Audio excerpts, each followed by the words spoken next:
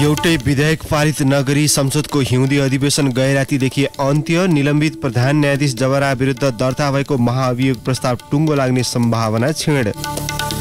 स्थानीय तह निर्वाचन नजिकिँदै गर्दा दल परिवर्तन गर्नेको होडबाजी। विचार वा सिद्धान्त भन्दा पनि दल फेरेर चुनाव जित्न खोज्ने परिपाटी हुर्किँदै। मुलुकको बाह्य क्षेत्र चर्को दबावमा रहे पनि प्रत्यक्ष वैदेशिक लगानी एफडीआई भने उच्च दरले वृद्धि। चालु आर्थिक वर्षको 7 महिनामा 7 अर्ब 28 करोड रुपियाँ लगानी भित्रियो। राष्ट्रपति जो बाइडेन सहित अमेरिकाका 12 जना उच्च अधिकारीमाथि रुसद्वारा प्रतिबन्ध। युक्रेनलाई समर्थन जनाउन पोल्यान्ड, चेक रिपब्लिक र स्लोभेनियाका प्रधानमन्त्रीहरू किबमा।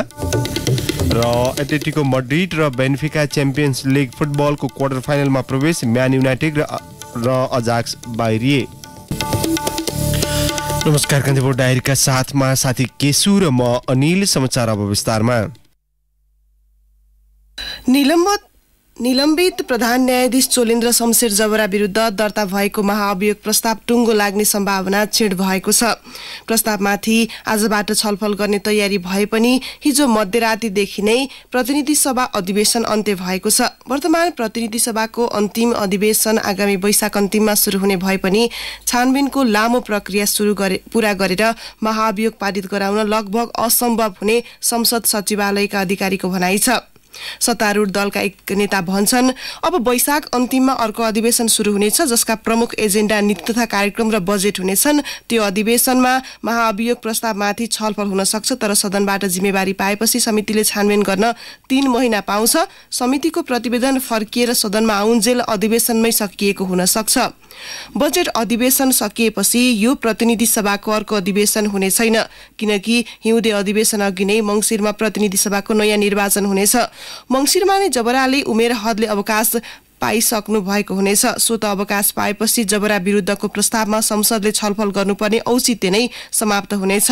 माओवादीको प्रतिनिधित्व गर्ने एक मन्त्रीले भने एमालेको सहयोग बिना महाअभियोग प्रस्ताव पारित हुँदैन। असफल हुने प्रस्ताव सरकारले जानी अघि बढाउन चाहेन, अहिले रोकियो। अब आउने बजेट अधिवेशनबाट यो टुङ्गो लाग्न गाह्रो छ। त्यसपछि यो प्रतिनिधि सभा र जबरा दुवैको म्याच सकिन्छ। जबरालाई अलपत्र पार्ने उद्देश्यले दर्ता गरिएको प्रस्तावमा छलफल रोक्ने उद्देश्यले सरकारले हठात अधिवेशन अन्त्य गरेको आरोप प्रतिपक्ष एमालेले लगाएको छ।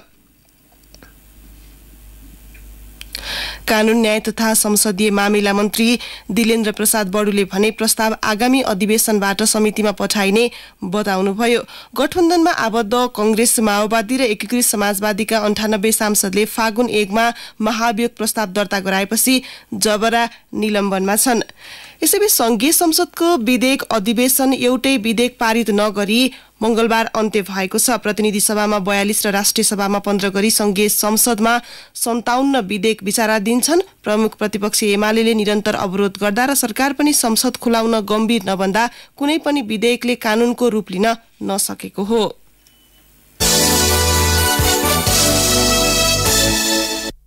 अब कान्तिपुर सविस्तार। कान्तिपुर सविस्तार। आगामी वैशाख 30 गते स्थानीय तहको निर्वाचन हुँदैछ। चुनावी अभियान सुरु भएसँगै राजनीतिक दलहरू अर्को दलका नेता कार्यकर्ता भित्र्याउने होडबाजीमा छन्। विभिन्न जिल्लामा चुनावको मुखमा पार्टी परिवर्तन गर्ने जनप्रतिनिधिहरूले सिद्धान्त वा विचारको राजनीति त्यागेर अवसरको खोजी गरिरहेको देखिन्छ। तर अरू दलबाट नेता कार्यकर्ता भित्र्याएकै भरमा दल विशेषले चुनावमा फाइदा उठाएको भने खासै देखिएको छैन। आगामी वैशाख 30 गते हुने स्थानीय तहको निर्वाचनका लागि राजनीतिक दलका नेता कार्यकर्ता चुनावी प्रचारका लागि गाउँ गाउँ पुगिसकेका छन्। चुनाव नजिकिँदै जाँदा कतिपय जिल्लामा स्थानीय तहका जनप्रतिनिधि बीच पार्टी परिवर्तनको लहर नै चलेको छ। मोरङको रङ्गेली नगरपालिकाका प्रमुख दिलीप कुमार बगडिया र उपप्रमुख केशव कुमारी खराल माओवादी केन्द्र छोड्दै नेकपा एमाले प्रवेश गरे। रूपन्देहीको ओमसतिया गाउँपालिकाका अध्यक्ष हिरा केवत र उपाध्यक्ष सुन्दरी मती कुमारीले पनि पार्टी फेरेका छन्। बाराको आदर्श कोतवाल नेपाल गाउँपालिकाका अध्यक्ष मुस्तफा अन्सारीले जनता समाजवादी पार्टी परित्याग गरेका छन्। चुनावको मुखमा दल बदल गर्ने उनीहरू प्रतिनिधि पात्र मात्र हुन्। सिन्धुपाल्चोकको बलेफी गाउँपालिकाका अध्यक्ष केदार छेत्रीले एमाले छाडेर कांग्रेस प्रवेश गर्दै भने, नेपाली कांग्रेसका नेताहरू इतिहास बोकेका नेताहरू पदका लागि सबै लडेरन्। गणेशमान सिंह हामी सम्झिन सक्छौं, उहाँलाई प्रधानमन्त्री बन्नुहोस् भन्दा मलाई चाहिँदैन भने, मलाई एकजना कम्युनिस्टको नेताको नाम दिनुहोस्, प्रधानमन्त्री होइन मन्त्री बनाउँदाखेरि मलाई चाहिँदैन भनेको एकजनाको नाम दिनुहोस्। एमालेले ठूलै तामझाम गरेर वीरगञ्जका मेयर विजय कुमार सरावगी जनता समाजवादी पार्टीबाट आफ्नो दलमा भित्रिआएको छ। 2074 सालको स्थानीय निर्वाचनमा सरावगी तत्कालीन संघीय समाजवादी फोरमबाट मेयर बनेका थिए। पार्टी फेर्नुको कारणबारे सरावगीले भनेका छन्, जनसभाबाट मैले छोड्ने कारणहरू छन्, त्यो सबैलाई थाहा छ। अहिले पनि पार्टीमा जातिवादकै राजनीति भइरहेछ। यसरी जातिवाद गरेर कुनै राष्ट्रिय पार्टी बन्न सक्दैन। गत स्थानीय तहको निर्वाचनमा एमालेबाट बैतडीको शिवनाथ गाउँपालिकाकी उपाध्यक्षमा निर्वाचित कुष्मा चन्द नेपाली नेपाली कांग्रेसमा प्रवेश गरेकी छन्। अवसरको खोजीमा दल फेरेको भन्दै बहालवाला जनप्रतिनिधिको आलोचना भइरहेको छ। तर चुनावमा टिकट पाउनकै लागि आफूले पार्टी परिवर्तन नगरेको चन्दको दावी छ।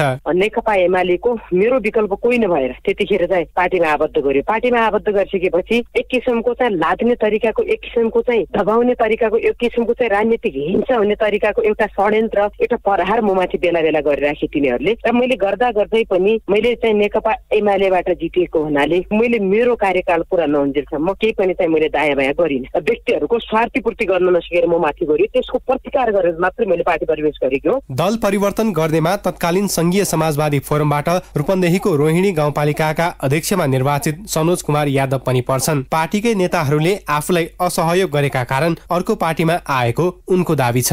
पार्टीकै नेताहरूले मलाई असहयोगै गर्दा आए, त्यही भएर चाहिँ शैली जुन छ हामीहरूको त्यो पार्टीहरूको लागि राम्रो लागेन। पार्टीका केही नेताहरूलाई उहाँहरूको भनाइ थियो कि पार्टीगत मात्रै काम गर्नुहोस्, हामी सबैको काम गरिदिन्थ्यौँ। त्यस कारणले पनि अलिकता मनमुटाउ थियो। अब चुनावको बेलामा पनि मनमुटाउमै भएर चुनाव लडियो भने त भोलि फेरि चुनावमा पनि असहयोग गर्छन् होला। स्थानीय तहका प्रमुख उपप्रमुख अध्यक्ष र उपाध्यक्षदेखि वडा सदस्यसम्मका जनप्रतिनिधिहरू विभिन्न कारण देखाउँदै पार्टी परित्याग गरी अर्को पार्टीमा प्रवेश गरिरहेको पाइन्छ। राजनीतिक विश्लेषक पुरञ्जन आचार्य राजनीतिक सुरक्षा र अवसर खोज्ने बानी भएकाले जनप्रतिनिधिमा पार्टी परिवर्तन गर्ने प्रवृत्ति देखिएको बताउँछन्। लामो समय वैचारिक चाहिँ संकल्प गरेर आस्थाको राजनीति गरेर बसेको छ, त्यसलाई धेरै गाह्रो हुन्छ यता र उता गर्न। अब राजनीतिमा जसले अवसरको खोजी गर्छ, जोसँग सपोर्ट बेस पनि छ, एक खालको आफ्नो जनाधार पनि छ, र त्यति जनाधारले पुग्दैन भन्ने लाग्यो भने कोसँग जाँदाखेरि चाहिँ त्यो जोडिएर भोलि चाहिँ अब स्टेटसँग कनेक्सन हुन्छ भन्ने कुराको क्यालकुलेसन हो नि हो। यो मूलत के हो भने भन्दाखेरि चाहिँ राज्यसँग जोडिने र आफूलाई पनि स्थापित गर्ने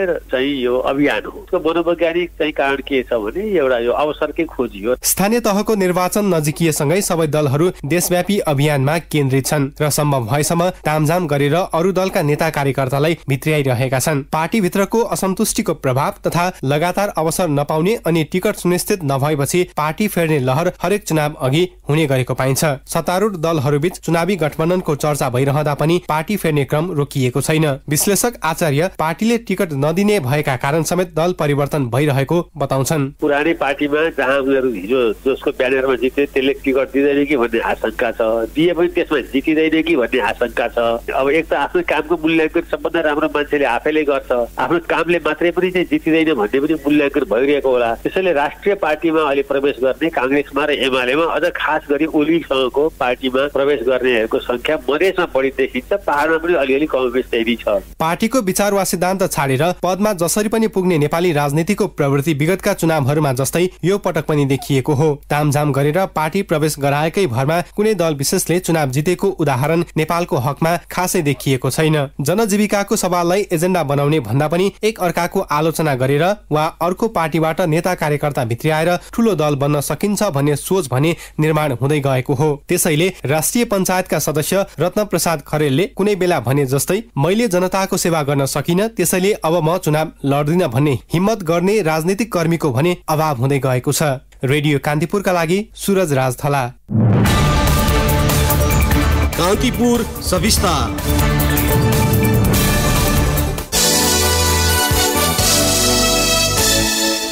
स्थानीय तह निर्वाचन आउन करिब 2 महिना बाँकी रहँदा सरकारले तयारी तीव्र पारेको छ। सरकार मातहतका विभिन्न निकायले निर्वाचनलाई प्राथमिकतामा राखेर कार्ययोजना तयार गरिरहेका छन्। सरकारले भयरहित वातावरणमा चुनाव गराउन शान्ति सुरक्षाको मजबुतीलाई पहिलो प्राथमिकतामा राखेको जनाएको छ। निर्वाचनका सन्दर्भमा गृह सचिव टेकनारायण पौडेलको अध्यक्षतामा उच्चस्तरीय सुरक्षा समन्वय समिति गठन गरिएको छ। समितिले सुरक्षाको समग्र योजना तथा रणनीति निर्माण, समन्वय र आवश्यक निर्देशन दिनेछ। गृह मन्त्रालयले सुरक्षा रणनीति तथा योजना बनाएर कार्यान्वयन थालिसकेको छ। मन्त्रालयका प्रवक्ता सहसचिव फणीन्द्र मणि पोखरेलले केन्द्र, प्रदेश र जिल्लामा निर्वाचन सुरक्षा सेल स्थापना गरिएको जानकारी दिनुभयो। उहाँले भन्नुभयो, मन्त्रालयले सबै प्रमुख जिल्ला अधिकारीलाई निर्वाचनका लागि विशेष सुरक्षा योजना बनाएर कार्यान्वयन गर्न निर्देशन दिएको छ। निर्वाचन आयोगसँग पनि समन्वय भइरहेको छ। गृह प्रवक्ता पोखरेलका अनुसार मन्त्रालयले हिजो सुरक्षा व्यवस्थापनमा सघाउन करिब 1 लाख म्यादी प्रहरी भर्ना गर्ने निर्णय गरेको छ। नेपाली सेना, नेपाल प्रहरी, सशस्त्र प्रहरी बल र राष्ट्रिय अनुसन्धान विभागका सुरक्षाकर्मी पनि परिचालन गरिने। विगतमा निर्वाचन स्थललाई सुरक्षाको दृष्टिले अति संवेदनशील र सामान्य गरी 3 तहमा वर्गीकरण गरिए पनि यसपटक संवेदनशील र सामान्यमा वर्गीकरण गर्ने बारे छलफल भइरहेको पोखरेलले बताउनुभयो।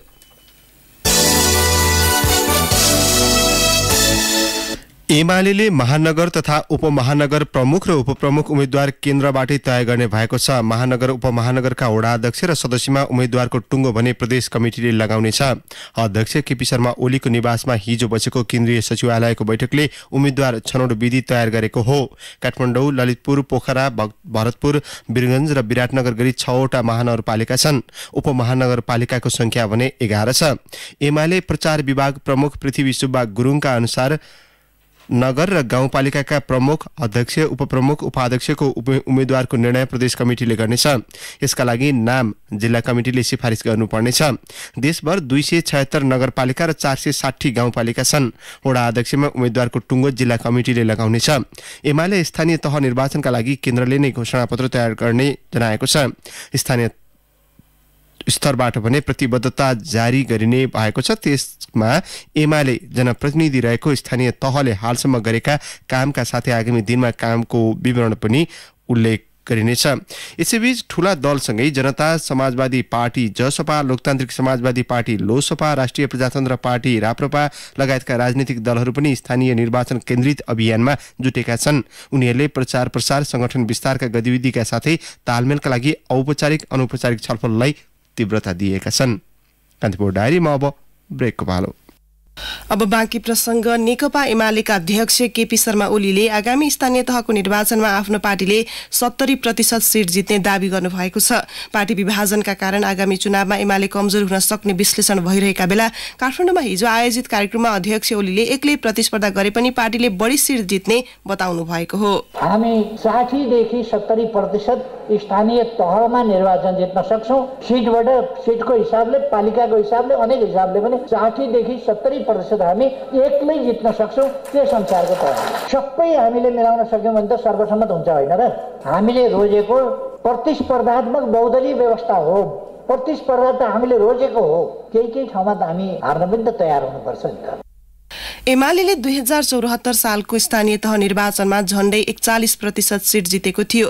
यसैबीच फरक प्रसंगमा ओलीले वामपन्थी दलहरू मिल्नुपर्ने भनी पछिल्लो समय भएको बहसप्रति संकेत गर्दै भन्नुभयो, कुनै विद्वानले लेखिदिन्छन् कम्युनिस्ट पार्टीहरू मिल्ने कि समाप्त हुने भनेर प्रश्न चिन्ह राखेर तथाकथित बुद्धिजीवीहरू, कोही त्यो कम्युनिस्टको खोलवडिया बुद्धिजीवी पनि हुन्छ, लेखिदिन्छन् र मान्छेलाई निराश बनाइदिन्छन्।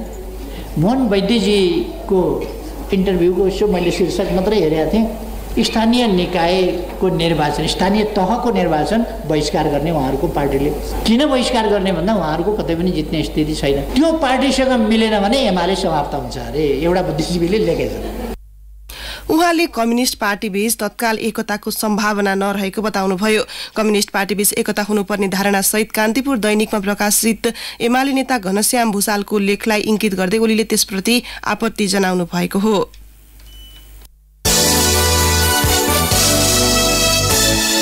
कोभिड-19 को तेस्रो लहर मत्थर भएसँगै संक्रमण र फैलिने दरमा पनि निकै कमी आएको छ। हाल एकजना संक्रमितले एकभन्दा कम व्यक्तिलाई संक्रमण सारिरहेको देखिएको छ। पछिल्ला दिन कोभिडका कारण मृत्यु हुनेको संख्या पनि नगण्य छ। स्वास्थ्य मन्त्रालयका अनुसार पछिल्लो एक साता यता गत शुक्रबार मात्रै कोभिड संक्रमणले एकजनाको मृत्यु भएको थियो। विज्ञहरूका अनुसार तत्काल कुनै नयाँ खतरनाक भेरिएन्ट नदेखिएसम्म यथास्थितिमा कोभिड संक्रमण विस्तार हुने सम्भावना छैन। वरिष्ठ जनस्वास्थ्य विज्ञ डाक्टर राजेन्द्र बिसीले भन्नुभयो, कोभिडको संक्रमण देखिराखिए पनि डराउनु पर्ने अवस्था छैन। अधिकांशले खोप लगाएका छन्। नयाँ भेरिएन्ट नआएसम्म हाल कोभिड रुगाखोकी जस्तै देखिन्छ। तत्काल आत्तिनुपर्ने अवस्था छैन। केही दिन यता दैनिक संक्रमण दर औसत 1 देखि 1.5% को हाराहारीमा छ। गएको एक साता पीसीआर परीक्षणबाट देखिएको कोभिडको दैनिक संक्रमण दर न्यूनतम 0.93% देखि अधिकतम 1.41% सम्म देखिएको छ। एन्टिजेन परीक्षण अन्तर्गत एक सातादेखि कोभिडको दैनिक संक्रमण दर 0.36% देखि अधिकतम 4.94% सम्म मात्रै देखिएको छ। नेपाल र साउदी अरब बीच द्विपक्षीय सहयोग अभिवृद्धि गर्न सामान्य सहकारी सम्झौता भएको छ। नेपालका तर्फबाट परराष्ट्र मन्त्री नारायण खड्का र साउदी अरबका विदेश मन्त्री फैसल बिन फहरान अल साउदले सम्झौतामा हिजो हस्ताक्षर गर्नुभएको हो। नेपाल र साउदी बीच कूटनीतिक सम्बन्ध स्थापना भएको 45 वर्षको उपलक्ष्यमा सो सम्झौता भएको हो।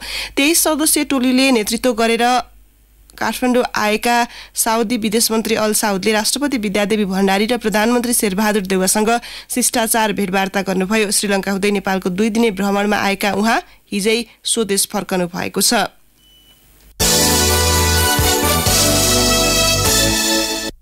निजी मेडिकल कलेजले असुलेको अवैध शुल्क विवाद सुल्झाउन असफल काठमाडौँ विश्वविद्यालय केयुले बीएससी नर्सिङका विद्यार्थीसँग अतिरिक्त शुल्क उठाउन थालेको छ।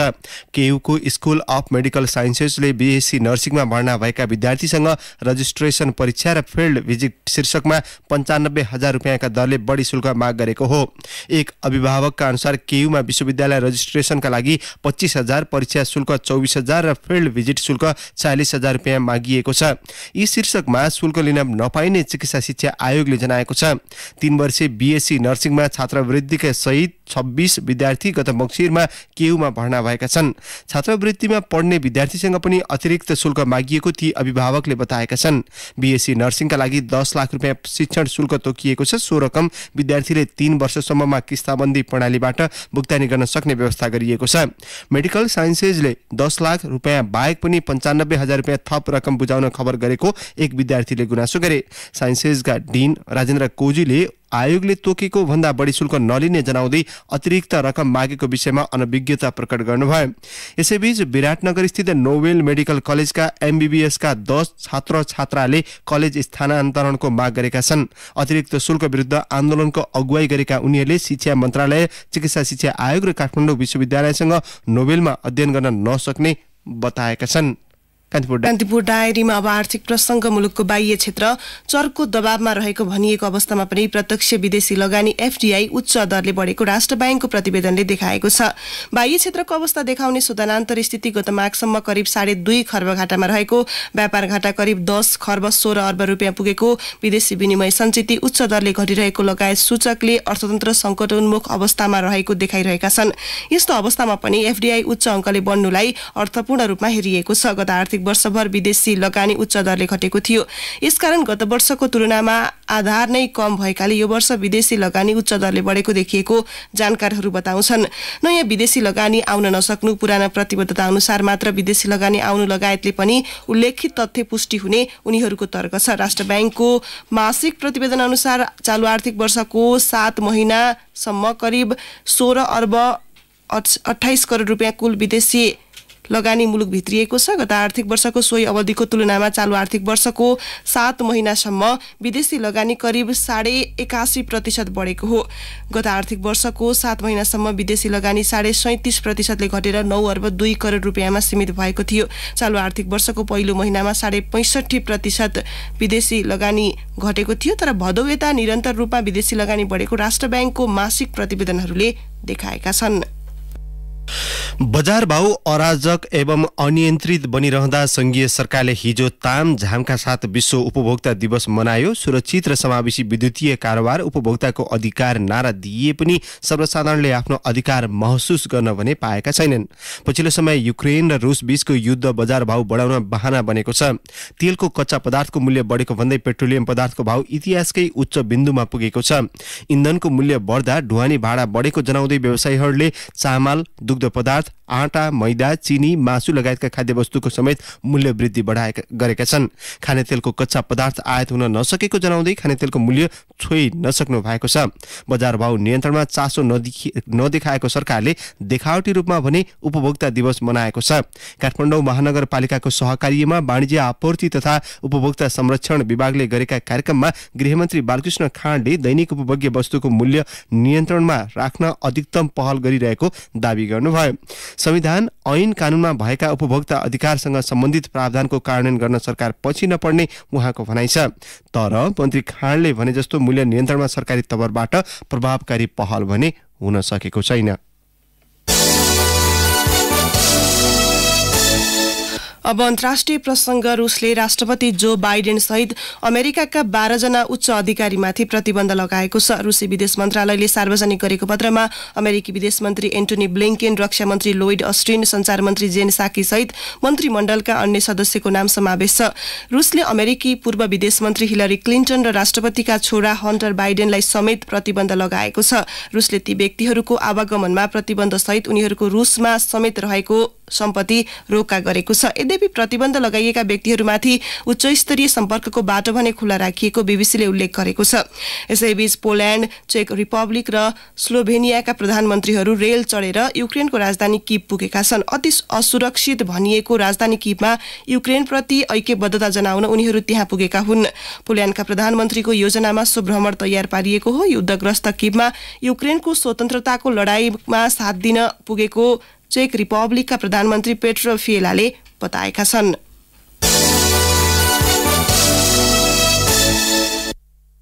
कान्तिपुर डायरीमा अब एउटा खेल प्रसङ्ग। एथलेटिको मड्रिड र बेन्फिका च्याम्पियन्स लिग फुटबलको क्वार्टर फाइनलमा प्रवेश गरेका छन्। एथलेटिकोले म्यान्चेस्टर युनाइटेडलाई प्री क्वार्टर फाइनलको दोस्रो लेगमा 1-0 गोल अन्तरले पराजित गर्दै अर्को चरणको यात्रा तय गरेको हो।